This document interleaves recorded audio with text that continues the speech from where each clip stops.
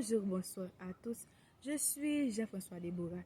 Je fais partie de la troisième catégorie, les visionnaires, ayant pour thème impacter pour changer. C'est avec un immense plaisir que je participe à ce concours. Je tiens à remercier et à féliciter les membres du club d'écladeurs pour cette initiative mise à la disposition des jeunes. En tant que jeune carrefoise, le constat que j'ai fait, c'est qu'en allant à l'école ou à l'église, il y a des déchets partout. On les brûle quand on veut, et ceci même le matin. On pratique le déboisement et le brûlage des objets en plastique. Ces actions-là ont des conséquences, soit sur notre santé, soit sur notre environnement.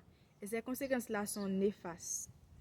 Face à cette situation, mon objectif est de partager mes idées et des conseils afin qu'il y ait une certaine sensibilisation auprès des jeunes, afin de les motiver pour avoir des changements et des transformations au sein de la communauté à laquelle nous évoluons.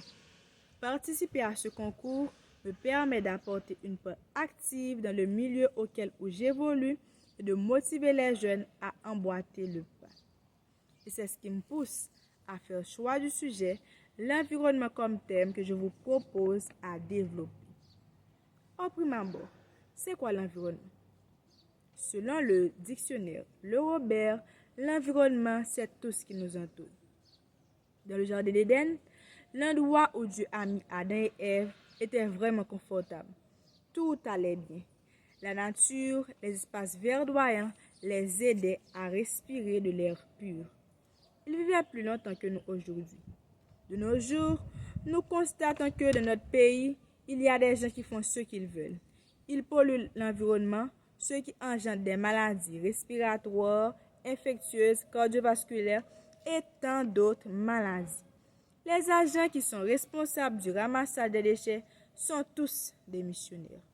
Comme conséquence dans le monde, on trouve la dégradation de la couche d'ozone, l'effet de serre et la pollution de l'air. Je me rappelle l'histoire d'une jeune adolescente appelée Maria. Un jour, en traversant un ravin rempli de déchets, son pied a glissé. Elle a fait une grave réaction allergique. Pour éviter que de telles situations ne se produisent, je vous invite à jeter les déchets dans les poubelles, utiliser les objets réutilisables, recycler quand c'est possible, pratiquer le reboisement et participer activement au nettoyage de la communauté. Notre environnement est en danger et nous avons une obligation dès aujourd'hui à prendre part pour son bien-être. Nous les jeunes, nous ne pouvons pas rester comme ça les bras croisés. Nous devons mettre la main dans la pâte. Prenons l'initiative de nettoyer les rues qui sont tout près de notre zone afin qu'il y ait un environnement propre. Ainsi, nous pourrions respirer de l'air pur et avoir une bonne santé.